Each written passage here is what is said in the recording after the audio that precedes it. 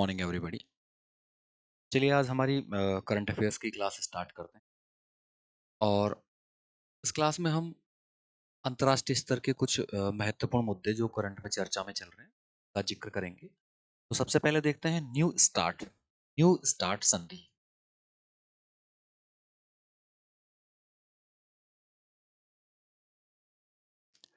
Actual में start सबसे पहले एक संधि हुई थी स्टार्ट। इस स्टार्ट संधि की फुल फॉर्म हम सबसे पहले स्टार्ट का है स्ट्रेटेजिक आर्म्स रिडक्शन ट्रीटी। तो स्टार्ट की फुल फॉर्म क्या है? स्ट्रेटेजिक यानी सामरिक, आर्म्स आर्म मानी होता है बाजू और आर्म्स मानी होता है हथियार। तो आर्म्स यानी शस्त्र, रिडक्शन यानी कम करना, न्यून करना, और टीटी यानी संधि। तो स्टार्ट का मतलब है स्ट्रेटेजिक आर्म्स रिडक्शन ट्रीटी, यानी कि सामरिक जो शस्त्र हैं उन्हें कम करने संबंधी संधि। और ये कम करने संबंधी संधि है जो अमेरिका प्लस रूस यानी रसिया, इनके बीच में हुई थी। और सबसे पहले ये संधि हुई थी स्टार्ट नाम से 1991 से, और ये 2009 तक चली। बाद में इसमें 2009 के बाद में इसका रिन्यू नहीं किया गया, इसे दोबारा से इसे नवीनीकरण नहीं किया गया इसका। तो बाद में इसका नाम रख दिया गया न्यू स्टार्ट, और इसे फिर से चालू किया 2011 से, और 2026 में 5 फरवरी को इसका कार्यकाल समाप्त हो गया। अभी इसे बढ़ाया नहीं गया है, तो भविष्य में देखते हैं इसे बढ़ाया जाता है या नहीं बढ़ाया जाता है। तो पहला था स्टार्ट संधि जो 1991 से लेकर 2009 तक चली थी। स्टार्ट की फुल फॉर्म है स्ट्रेटेजिक आर्म्स रिडक्शन ट्रीटी, यानी सामरिक शस्त्रों के न्यून करने संबंधी संधि, जो कि अमेरिका और रूस के मध्य हुई थी। का मतलब था इस संधि के द्वारा ये एक दूसरे को लिस्ट प्रोवाइड कराते थे और ये तय करते थे कि भाई जो सामरिक हथियार हैं, युद्ध के लिए लड़ने वाले हथियार हैं, उनकी हम लिमिट का दायरा रखें कि उन्हें इतना रखेंगे। तो कहने का मतलब है एक हथियारों की दौड़ पैदा ना हो जाए, उसे रोकने का काम ये संधि कर। अब इस संधि का कार्यकाल खत्म हो चुका है 5 फरवरी को, यानी अमेरिका और रूस आपस में अब किसी संधि से बंधे हुए नहीं है। तो एक हथियारों की दौड़ ना शुरू हो जाए फिर से, इसके लिए कोशिश की जा रही है कि ये संधि फिर दोबारा से रिन्यू हो जाए और चर्चा में है। तो समझ में आया न्यू स्टार्ट संधि। तो न्यू स्टार्ट संधि है जो 5 फरवरी 2026 को इसका कार्यकाल समाप्त हो गया है। आगे हम देखें, ये मैप देखें, ये रसिया है यानी रूस है। यहां देखिए, ये रूस का हिस्सा है।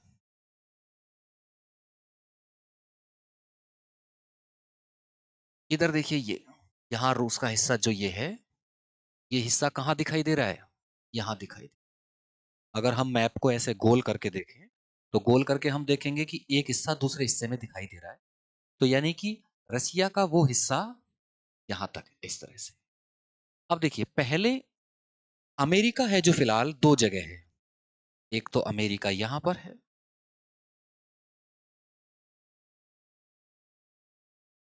और अमेरिका का एक हिस्सा ये भी है। ये देखिए, कनाडा के तट तट पर हिस्सा चलता है। और ये वाला हिस्सा है वो है अलास्का। और ये अलास्का वाला जो हिस्सा है, ये पहले रूस का था, और रूस ने गलती कर दी उस समय। और ये बात है 1867 की। 1857 में भारत में क्रांति हुई थी, उसके 10 साल बाद, याद रखिएगा। तो 1867 में रूस ने ये वाला अपना हिस्सा जो अलास्का वाला है वो किसको बेच दिया? अमेरिका को बेच दिया। वास्तव में क्या है कि रसिया बहुत बड़ा देश है, यहां से यहां तक, और ये भी इसका हिस्सा था। तो होता क्या था कि रूस की राजधानी मॉस्को यहां पर है, ये यहां पर है। तो यूरोप के लगता हुआ हिस्सा रसिया का, वो तो जनसंख्या वाला था, और ये हिस्सा इतना बड़ा था कि इसे कंट्रोल रखना मुश्किल था। दूसरी बात, रसिया की आर्थिक स्थिति थोड़ी कमजोर थी और वो ब्रिटेन से डरता था उस समय, क्योंकि ब्रिटेन बहुत हावी देश था उस दौरान। तो ऐसी स्थिति में उसने सोचा कि ये यूजलेस हिस्सा है और इसे बेच दिया जाए, और ये बहुत बड़ी गलती हुई। इसलिए हम देखते हैं कि इस हिस्से पर इधर रूस है और इधर अमेरिका है, यानी दोनों के बीच में बहुत कम दूरी यहां पर स्थित है। तो ये स्थिति है। तो रूस और अमेरिका के बीच में ही संधि है, स्टार्ट संधि, जिसे रिन्यू करने के बाद में इसका नाम नया कर दिया था न्यू स्टार्ट संधि। अब देखें कि अंतरराष्ट्रीय कुछ घटनाक्रम हम देखेंगे। यहां पर एक देश है वेनेजुएला, और अमेरिका ने इसके राष्ट्रपति को अरेस्ट कर लिया। दूसरा, यहां पर देखेंगे हम ग्रीनलैंड,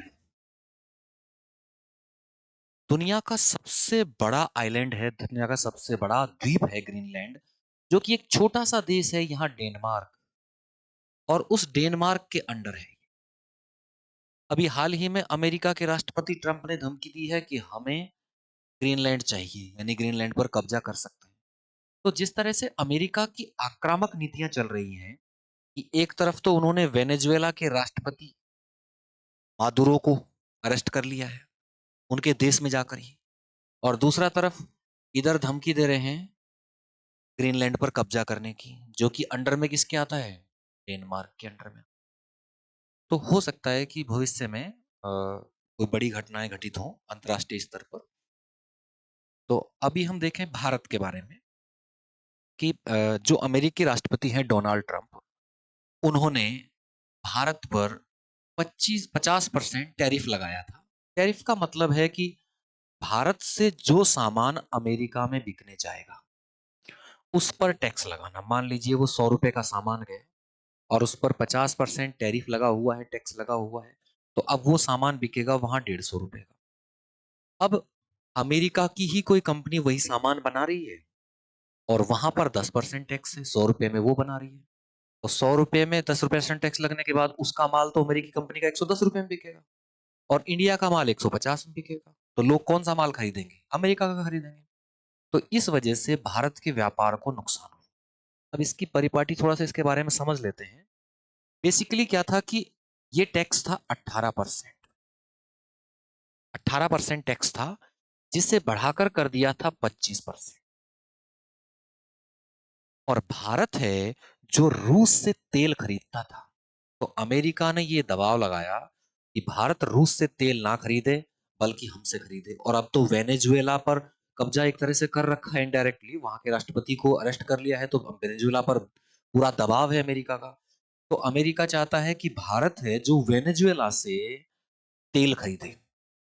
तो भारत ने जब रूस से तेल खरीद रखा था, तो 25% एक्स्ट्रा एक्स्ट्रा टैक्स भारत पर लगा दिया। यानी कहने का मतलब है टैक्स तो था 18%, उसे बढ़ाकर कर दिया 25%। इस 25% में 25% पेनल्टी और लगा दी, और इस तरह से ये टोटल दोनों मिलाकर हो गया 50%। तो अमेरिका ने इस तरह से भारतीय वस्तुओं पर 50% टैक्स लगा रखा था। अभी भारत और अमेरिका के बीच में डील हो गई है, समझौता हो गया है, और समझौता होने के बाद में ये तय कर लिया गया है कि ये जो पेनल्टी थी वो खत्म कर दी जाती है। खत्म कर दी जाती है, क्यों खत्म कर दी जाती है? ये पेनल्टी किस लिए लगाई थी? क्योंकि भारत रूस से तेल आयात करता था। आयात का मतलब है लेता था।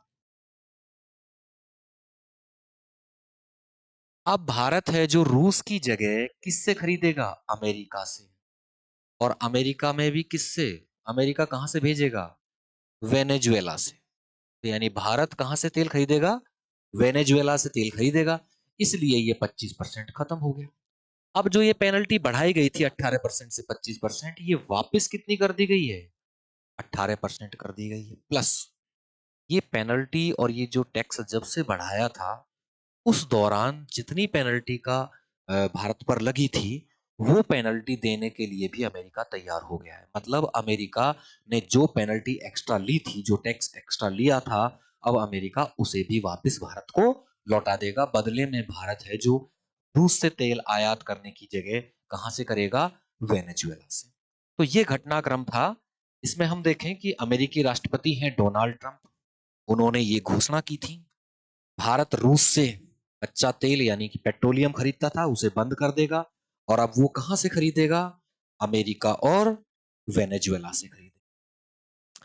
प्लस 27 अगस्त 2025 से लेकर 6 फरवरी 2026 तक जो एक्स्ट्रा 25% लगा था पेनल्टी, वो भी अमेरिका वापस करने के लिए तैयार हो गया है। तो ये भारत और अमेरिका के बीच में ये डील हो गई है। ये है अमेरिका के राष्ट्रपति डोनाल्ड ट्रंप, जो कि वहां के 47वें राष्ट्रपति हैं। कौन से नंबर के हैं? 47वें राष्ट्रपति हैं अमेरिका के। इन्होंने जब चुनाव लड़ा था तो इनके विपक्ष में जो महिला खड़ी थी, उनका नाम था कमला हैरिस। तो कमला हैरिस को इन्होंने हराया। ये कमला हैरिस हैं, वो भारतीय मूल की महिला हैं। भारतीय मूल की यानी इनके पिताजी दादाजी भारत के निवासी थे। और ये डेमोक्रेटिक पार्टी की है। डेमोक्रेटिक पार्टी की हैं। तो मतलब अमेरिकी राष्ट्रपति डोनाल्ड ट्रंप हैं का जब चुनाव हुआ था तो उन्होंने कमला हैरिस को हराया था, जो कि डेमोक्रेटिक पार्टी की नेता थी। और ये खुद रिपब्लिकन पार्टी के, कौन सी पार्टी के हैं? रिपब्लिकन पार्टी के लीडर हैं। अमेरिका में जो राष्ट्रपति का चुनाव होता है वो 4 वर्ष के लिए होता है। कितने साल के लिए रहता है? 4 साल के लिए। जबकि भारत में कितने साल के लिए रहता है? भारत में 5 साल के लिए रहता है। अब हम देखें कि ये खुद 47वें राष्ट्रपति हैं। इससे पहले जो 46वें राष्ट्रपति थे वो जो बिडेन थे। कौन थे वो? जो बिडेन थे, जो कि 46वें राष्ट्रपति थे। अब हम देखें कि अमेरिका के जो सबसे पहले राष्ट्रपति हैं वो जॉर्ज वाशिंगटन। तो जॉर्ज वाशिंगटन अमेरिका के कौन से राष्ट्रपति हैं? प्रथम हैं। वहां के एक प्रसिद्ध राष्ट्रपति रहे हैं Franklin D Roosevelt. Franklin D Roosevelt. और ये सेकेंड वर्ल्ड वॉर यानी विश्व युद्ध, जो कि 1939 से 1945 तक चला था, इस दौरान अमेरिका के ये राष्ट्रपति भी रहे। खास बात ये थी कि ये अमेरिका में 4 बार राष्ट्रपति रह लिए। कितनी बार रह लिए? 4 बार राष्ट्रपति रह लिए। तो पहले अमेरिकी संविधान में कोई तय नहीं थी कि कोई व्यक्ति कितनी बार राष्ट्रपति रह सकता है, कितनी भी बार रह सकता है। और ये 4 बार बन गए। तो अब इससे विवाद उठा, इस तरह तो कोई आदमी ऐसा हो सकता है कि 10-20 बार भी रह सकता है, तो बाकी लोगों का नंबर ही नहीं आएगा। तो अमेरिका के संविधान में ये लिमिट तय की गई कि अब कोई व्यक्ति 2 बार ही अधिकतम रह सकता है। कितनी बार रह सकता है अमेरिका में राष्ट्रपति? 2 बार। अब डोनाल्ड ट्रंप हैं, वो 1 बार पहले रह चुके हैं राष्ट्रपति। उसके बाद जो बिडेन बने और उसके बाद में फिर दोबारा से खुद ट्रंप राष्ट्रपति बन गए हैं। तो यानी अब इसके बाद में ट्रंप दोबारा अगली बार राष्ट्रपति नहीं बन सकते, क्योंकि 2 कार्यकाल उनके पूरे होने को होंगे। और जैसे 2 कार्यकाल पूरे होते हैं उसके बाद वो राष्ट्रपति दोबारा बनने के हकदार, तीसरी बार बनने के हकदार नहीं रहते हैं। तो कहने का मतलब है जॉर्ज वाशिंगटन यहाँ के पहले राष्ट्रपति हैं। सेकेंड वर्ल्ड वॉर के टाइम में जो सर्वाधिक बार राष्ट्रपति रहे, 4 बार, वो फ्रैंकलिन डी रूजवेल्ट थे। जो बिडेन वहां के 46वें राष्ट्रपति थे। और 47वें राष्ट्रपति डोनाल्ड ट्रंप हैं। और डोनाल्ड ट्रंप ने कमला हैरिस को हराकर राष्ट्रपति बने थे। अब देखें ऑपरेशन एब्सोल्यूट रिजॉल्व। एब्सोल्यूट यानी पूरी तरह से रिजॉल्व कर देना, पूरी तरह से खत्म कर देना। और ये अमेरिका द्वारा चलाया गया है। ये ऑपरेशन किसने चलाया? अमेरिका ने। और अमेरिका ने ये ऑपरेशन 3 जनवरी 2026 को किया था रात में। और रात में ये सब ऑपरेशन किया, तो अमेरिका ने इस ऑपरेशन के तहत वेनेजुएला के राष्ट्रपति और उनकी पत्नी दोनों को वेनेजुएला पर अटैक करके अरेस्ट किया। वहां के जो महत्वपूर्ण ठिकाने हैं वेनेजुएला के, उन पर हमला किया। और राष्ट्रपति और उनकी पत्नी को अरेस्ट करके अमेरिका ले गए और अमेरिका में उनके खिलाफ मुकदमा चला और उन्हें अभी फिलहाल जेल में डाल रखा है। तो ये बहुत बड़ी घटना है अंतर्राष्ट्रीय स्तर पर कि अमेरिका किसी देश पर हमला करता है और वहां के राष्ट्रपति को अरेस्ट कर लेता है। और जिसकी लाठी उसकी भैंस वाली बात है कि अमेरिका के सामने कोई कुछ नहीं कर पाया। अदरवाइज ये बहुत बड़ी बात है कि किसी दूसरे देश के आप जबरदस्ती घुस रहे हैं और उसे अरेस्ट कर रहे हैं वहां पर।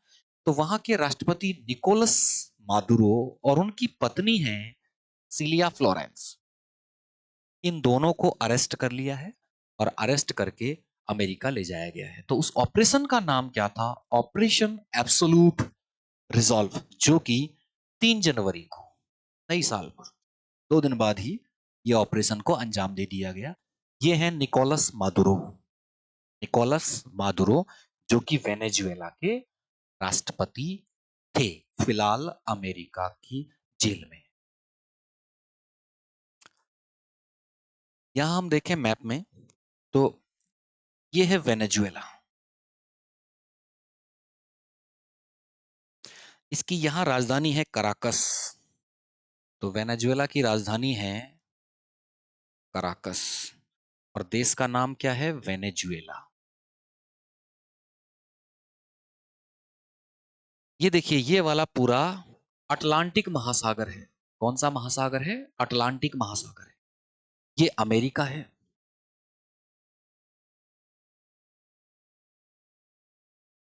इस अटलांटिक महासागर का ये वाला हिस्सा कैरेबियन सागर कहलाता है।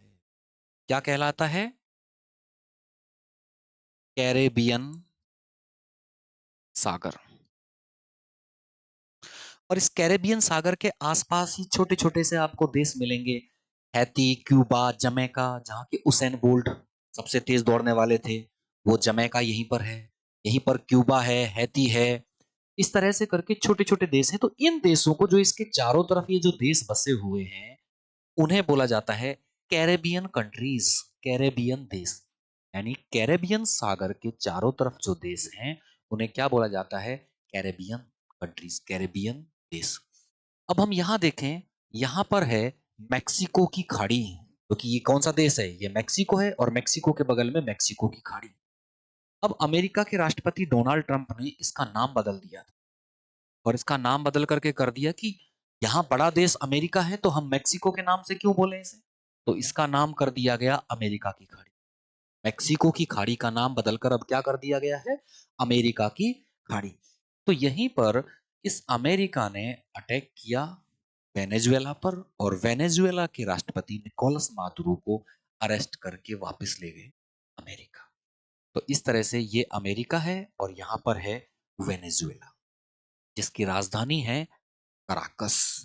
और ये कौन से कंट्रीज में शामिल आता है? कैरेबियन कंट्रीज, कैरेबियन देशों में शामिल है। ये वेनेजुएला रहा और ये इसकी राजधानी है यहां पर कराकस। और ये रहा कैरेबियन सी, कैरेबियन सागर। यहीं पर अब पीछे मैप में हम देखें, ये मैक्सिको है और मैक्सिको के बगल में ये छोटे छोटे कंट्री यहां पर हैं। और इन छोटे छोटे कंट्रियों में सबसे लास्ट कंट्री यहां है पनामा। तो ये है ऊपर वाला हिस्सा जो है, ये है उत्तरी अमेरिकी महाद्वीप। और ये जो नीचे वाला है, ये किसको क्या बोलते हैं? दक्षिण अमेरिकी महाद्वीप। 7 महाद्वीप हैं तो उनमें से 2 कौन से हैं? उत्तरी अमेरिका और दक्षिणी अमेरिका। अब उत्तरी और दक्षिण अमेरिका के बीच में लास्ट, बीच में एक जो कड़ी है वो है पनामा देश। और पनामा में से एक नहर निकाली गई है जिससे ये अटलांटिक सागर और इधर से शांत महासागर दोनों मिल सके। और इसी तरह से इसको पनामा नहर बोला जाता है। पनामा नहर, जो कि कौन से देश से निकलती है? पनामा देश से निकलती है। और पनामा नहर है जो किस किस को अलग करती है? उत्तरी अमेरिका को और दक्षिण अमेरिका। तो अमेरिका जो खुद है वो उत्तरी अमेरिकी महाद्वीप में है और वेनेजुएला है वो दक्षिण अमेरिकी महाद्वीप में। तो उत्तरी अमेरिका और दक्षिण अमेरिका महाद्वीप को काट कर अलग करती है वो पनामा नहर है, जो कि कौन से देश से निकलती है? पनामा से निकल। आगे हम देखें पिछले साल का यानी 2025 का जो शांति के लिए नोबेल पुरस्कार है, उसकी मांग बार-बार डोनाल्ड ट्रंप कर रहे थे कि मुझे शांति का नोबेल पुरस्कार मिलना चाहिए। काफी आक्रामक रूप से मांग कर रहे थे और उनकी मांग पूरी नहीं हुई और शांति का नोबेल पुरस्कार मारियो मचाडो को दे दिया गया था, जो कि वेनेजुएला की विपक्षी नेता हैं। तो मारिया कोरिना मचाडो कहाँ की हैं? वेनेजुएला की हैं और वेनेजुएला की विपक्षी नेता हैं। विपक्षी नेता हैं। अब वहां सरकार किसकी थी? निकोलस मादुरो की सरकार थी और निकोलस मादुरो की सरकार के खिलाफ आवाज उठा रही थी। कौन थी वो? Maria Corina Machado. और इनको नोबेल दे दिया गया पुरस्कार। तो देखिए चीजें कहीं ना कहीं से जुड़ी हुई हैं कि ये कह रही थी मारियो मचाडो हैं कि जो निकोलस मादुरो हैं उन्होंने गलत तरीके से चुनावों पर कब्जा करके खुद राष्ट्रपति बन गए। ये विरोध कर रही थी उनका। तो इनके विरोध स्वरूप इनको दे दिया गया शांति का नोबेल पुरस्कार और निकोलस मादुरो को अरेस्ट कर लिया। और निकोलस मादुरो के खिलाफ जो मुकदमा चल रहा है उसका आधार भी यही बताया गया है कि वो वहां पर राष्ट्रपति बनने के हकदार ही नहीं है क्योंकि गलत तरीके से उन्होंने चुनाव जीता है। दूसरा आरोप उन पर है कि वो अमेरिका में ड्रग्स की पूर्ति करते हैं, मतलब ड्रग्स भेजते हैं। तो इसके खिलाफ भी उन पर मुकदमे का आधार बनाया गया है। तो चीजों को लिंक करिए कि वेनेजुएला है वो दक्षिण अमेरिकी देश है, वहां के राष्ट्रपति थे निकोलस मादुरो, उनको अरेस्ट कर लिया गया है और उसका नाम था ऑपरेशन एब्सोल्यूट रिजॉल्व। दूसरी बात है वही वेनेजुएला की विपक्षी जो नेता हैं मारियो कोरिनो मचाडो, उन्हें 2025 का शांति का नोबेल पुरस्कार दिया गया था, जबकि 2025 के लिए शांति का नोबेल पुरस्कार की मांग कौन कर रहे थे? डोनाल्ड ट्रंप कर रहे थे। तो चीजें एक दूसरे से जुड़ी हुई हैं। अब देखें ग्रीनलैंड विवाद। हमने देखा कि अमेरिका ने संबंधित कौन कौन से हमने विवाद देखे कि रूस के साथ न्यू स्टार्ट संधि है उसका कार्यकाल समाप्त हो गया है। इंडिया के साथ विवाद देखा कि इंडिया पर जो टैरिफ लगाया था वो वापस ले लिया है। अगला हमने देखा कि वेनेजुएला के राष्ट्रपति को अरेस्ट करना देखा। अब इससे अगला हम विवाद देखते हैं ग्रीनलैंड का विवाद। तो देखिए ये ग्रीनलैंड है और इस ग्रीनलैंड पर किसके अंडर में है? ये डेनमार्क में। तो डेनमार्क यहाँ छोटा सा कंट्री है जिसकी राजधानी कोपेनहेगन है। ये है ग्रीनलैंड। यहाँ पर अमेरिका है। अमेरिका यहाँ भी है और अमेरिका यहाँ भी है। और ये वाला हिस्सा अमेरिका ने रूस से खरीदा था। कब खरीदा था? 1867 में खरीदा था। इस हिस्से का नाम क्या है? अलास्का। ये देखिए अलास्का, यहाँ ये लाइन इसको अलग करती है कनाडा से। ये कनाडा है। तो अमेरिका ने कुछ दिन पहले धमकी दी थी कनाडा को कि कनाडा भी अमेरिका में मिल जाना चाहिए, क्योंकि अमेरिका कनाडा को आर्थिक सहयोग देता है।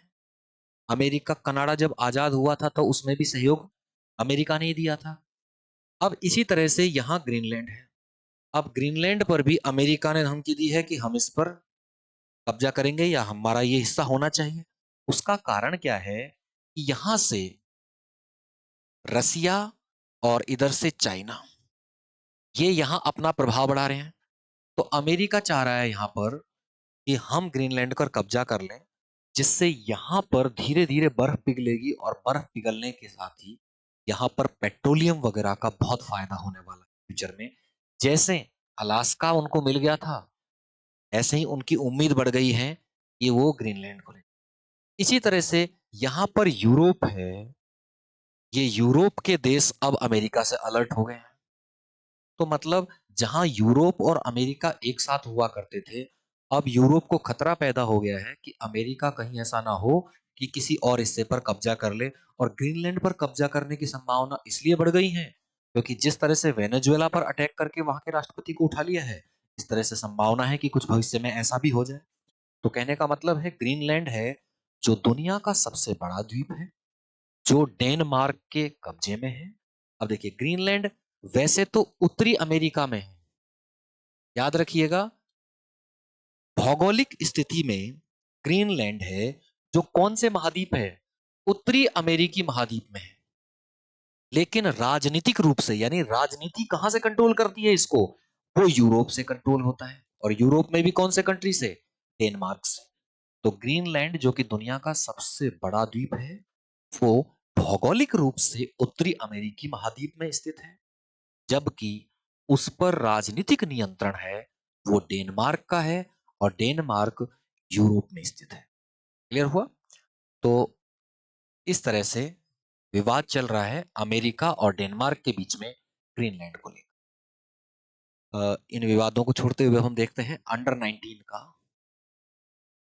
क्रिकेट वर्ल्ड कप 2026 में। देखिए अंडर 19 का क्रिकेट वर्ल्ड कप है जो 6 फरवरी को फाइनल हुआ जिम्बाब्वे हरारे में। कहां पर फाइनल था इसका, जिम्बाब्वे में था, वहां के शहर हरारे में। इसमें भारत ने इंग्लैंड को 100 रन से हरा दिया, और भारत ने under 19 cricket world cup record 6ठी बार जीता है। यानी अब तक कितनी बार भारत जीत चुका है इस खिताब को, 6 बार जीत चुका है। कहने को मतलब साफ शब्दों में है कि इस समय इंडियन क्रिकेट का वर्चस्व है, बहुत दबाव है, और विश्व में चाहे वो क्रिकेट का महिलाओं का हो, पुरुष का हो, या अंडर 19 का हो, हर जगह भारत का दबदबा इस समय बना हुआ है। तो भारत ने किसको हराया, इंग्लैंड को हराया। कभी इंग्लैंड में ही क्रिकेट का जन्म हुआ था, और जन्मदाता देश को भारत ने हरा दिया। कितनी बार जीत चुका है भारत इसे, 6 बार जीत चुका है। यहां पर एक तूफानी आतिशी पारी खेली थी वैभव सूर्यवंशी ने, और 80 गेंदों में, सिर्फ 80 गेंदों में इन्होंने कितने रन बनाए, 175 रन बनाए। और उन्हीं वैभव सूर्यवंशी को player of the match, final में अच्छा खेले इसलिए फाइनल मैच के लिए प्लेयर ऑफ द मैच का अवार्ड इनको दिया गया, और पूरी सीरीज में अच्छा खेले इसलिए इन्हें प्लेयर ऑफ द सीरीज भी दिया। तो कहने का मतलब है प्लेयर ऑफ द मैच और प्लेयर ऑफ द सीरीज दोनों ही अवार्ड, दोनों ही पुरस्कार किनको दिए गए, वैभव सूर्यवंशी को दिए। खास बात यह रही कि भारत इस सीरीज में, क्रिकेट के वर्ल्ड कप में अंडर 19 में एक भी मैच नहीं हारा, मतलब सारे के सारे मैच ही भारत ने इसमें जीते थे। आगे हम देख लें कि वैभव सूर्यवंशी, ये वैभव सूर्यवंशी हैं। फिलहाल ये बोर्ड के एग्जाम दे रहे हैं। तो बोर्ड के एग्जाम में तैयारी है, एक तरफ आईसीसी का वर्ल्ड कप जीता है और दूसरी तरफ चैलेंज है कि अब बोर्ड का एग्जाम देना है। तो पढ़ाई करना और खेल खेलना दोनों एक साथ बड़ा मुश्किल हो जाता है। आगे हम देखें सैनिक संयुक्त सैन्य अभ्यास। संयुक्त सैन्य अभ्यास का मतलब है दो देशों की या दो देशों से ज्यादा देशों की सेनाएं आपस में अभ्यास करती हैं, प्रैक्टिस करती हैं, और युद्ध की कौशल सीखती हैं कि अगर ऐसी कंडीशन हो तो क्या किया जाए, ऐसी कंडीशन हो तो क्या किया जाए। तो इसी तरह का एक संयुक्त सैन्य अभ्यास है जिसका नाम है खंजर। खंजर। और ये खंजर नाम से जो सैन्य अभ्यास है वो भारत और किर्गिस्तान के बीच में आयोजित किया। कौन कौन से देशों के बीच में होता है, भारत और किर्गिस्तान में। हाल ही में इसका 13वां संस्करण, यानी कि 12 बार तो पहले आयोजित हो चुका है, और अब की बार 13वीं बार आयोजित किया गया था। कहां पर, 4 फरवरी 2026 को असम में आयोजित हुआ था। असम का जिला है सोनितपुर, और उसमें मिसामारी जगह पर। तो संयुक्त युद्ध सैन्य अभ्यास जो है खंजर, वो भारत और किर्गिस्तान के बीच में आयोजित किया गया। उसका 13वां संस्करण इस बार आयोजित किया गया। कहां पर किया गया, असम में किया गया। सोनितपुर वहां का जिला है, और मिसामारी जगह है वहां पर। ये जो खंजर नाम से युद्ध अभ्यास भारत और किर्गिस्तान के बीच में चल रहा है, वो शुरुआत कब से हुई, तो उसकी शुरुआत 2011 से। और 2011 के बाद में इस बार कौन सा हुआ है, 13वें नंबर का आयोजित किया गया है खंजर। अब हम आगे चलकर देखें कि इसकी लोकेशन देखें। तो ये देखें, ये अल देश हैं। तो इन देशों में हम देखें, पहला कजाकिस्तान, जो युद्धाभ्यास हुआ है वो किर्गिस्तान के साथ हुआ है, तो वो किर्गिस्तान है। अगला है उज्बेकिस्तान, अगला है ताजिकिस्तान और यहां पर है तुर्कमेनिस्तान। ये 5 जो देश हैं, इन सब के पीछे स्थान लगा हुआ है और इन पांचों देशों को, ये रूस है, ये साइड में जो दिखाई दे रहा है ये रूस है, ये यहां पर चाइना है, चीन है।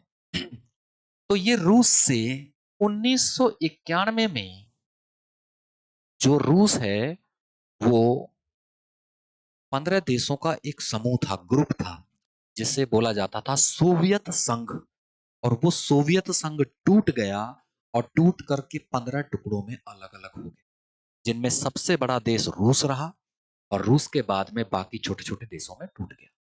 तो 1991 में टूटकर बने हुए देशों में से ही ये 5 देश हैं जिन्हें मध्य एशिया बोला जाता है।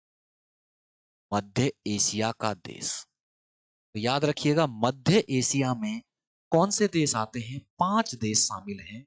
5 देश कौन कौन से हैं? कजाकिस्तान, किर्गिस्तान, ताजिकिस्तान, उज्बेकिस्तान और तुर्कमेनिस्तान। तो ये पांचों देश किसमें शामिल हैं? मध्य एशिया में शामिल हैं। और ये 1991 में सोवियत संघ